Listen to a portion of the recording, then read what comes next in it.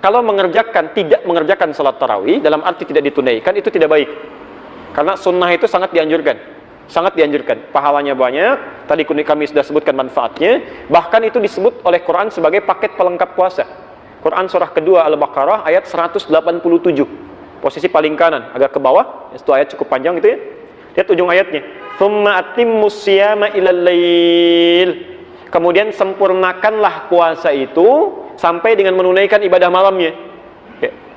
Jadi ibadah malam itu menyempurnakan pahala puasa. Bahkan ada yang menyimpulkan, maaf ya, kalau Anda menunaikan puasa di siang hari, malamnya sengaja tidak tarawih, puasa Anda sah, tapi pahalanya nggak sempurna. Pahala tidak sempurna. Di tarawih tetap kerjakan. Ya.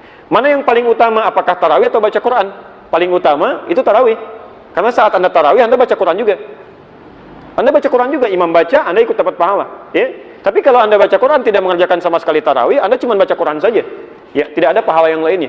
Kecuali kalau Anda niatkan, misal ba'da Isya saya mau baca Quran dulu, terus tidur malamnya tarawih, itu boleh. Sah dilakukan, ya. Baik.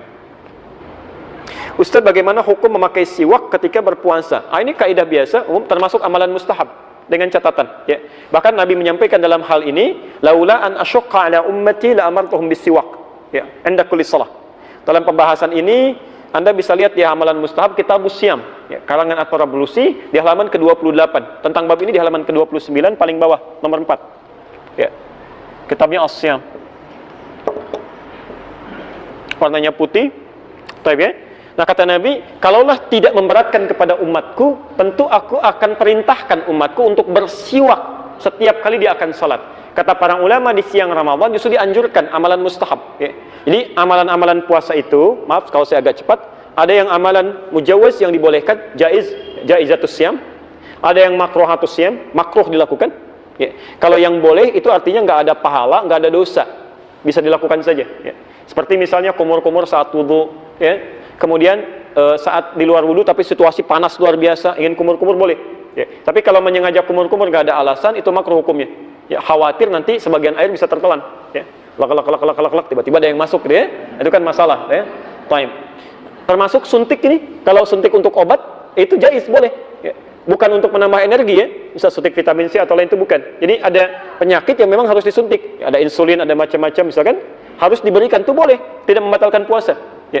Nah, ada lagi amalan makruh, kalau dilakukan dosa sih tidak, cuman Allah nggak suka, ya, Nabi tidak suka.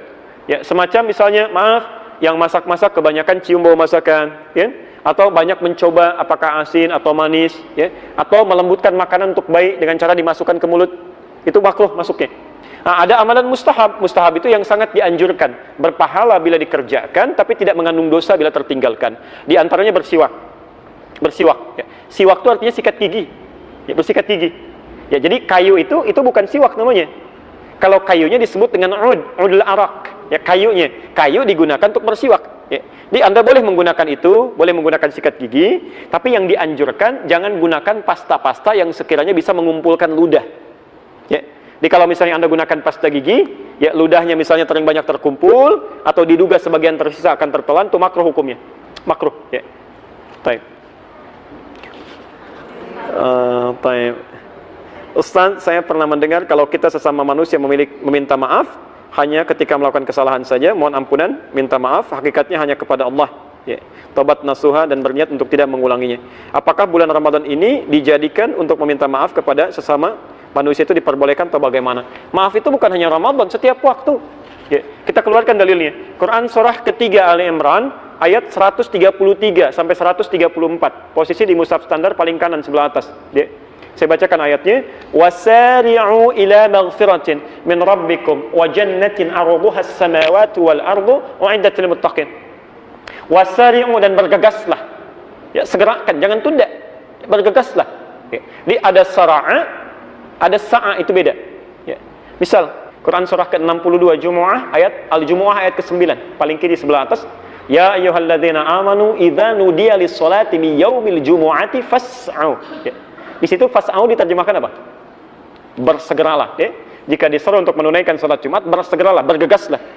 Nah, ini ada ayat Quran surah 3 Ali Imran 133 bunyinya wasari'u, diterjemahkan dengan yang sama, dan bersegeralah. Apa bedanya?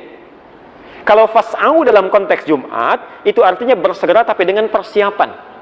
Ya, Anda mandi dulu. Jadi kalau sudah tahu hari Jumat, 10:30 sudah siap-siap. Kalau nggak sempat pulang mandi, kenakan pakaian terbaik. Ibu bantu suaminya. Ya siapkan pakaiannya. Ya, Masya Allah. Ketemu orang pakai jas, ketemu Allah biasa saja. Ya, gunakan minyak wanginya, kenakan yang terbaik, sampaikan Pak, doakan kami sekeluarga ya. Di antara duduknya khatib dengan naik lagi khutbah 1-2 ada doa yang sangat terijabah. Titip doa untuk anak-anak kita, si sulung sedang ujian, macam-macam. Dikompak di situ dalam kebaikan. Ya. Tapi kalau wasari'u itu artinya kerjakan bergegas dan nggak perlu siap-siap. Ya, bahkan berpikir pun nggak usah lah, seketika tunaikan. Ya. Di antara yang harus Anda segerakan tanpa persiapan itu beristighfar, memohon ampunan. Termasuk ketika punya salah pada orang lain. Kata Allah bergegas lakukan. Ya, jadi maaf ya, kalau Anda punya kesalahan siang, jangan menunggu malam untuk tobat. Khawatirnya begitu baru direncanakan, sore meninggal. Ya, segerakan. Jadi sifat itu segerakan. Jadi kalau Anda punya salah sebelum Ramadan, jangan tunggu Ramadan. Karena khawatir malaikat maut datang duluan. Ayo pulang yuk, tapi kamu belum minta maaf, ayo. Kan? Itu bahaya kan kalau begitu tuh. Hati-hati.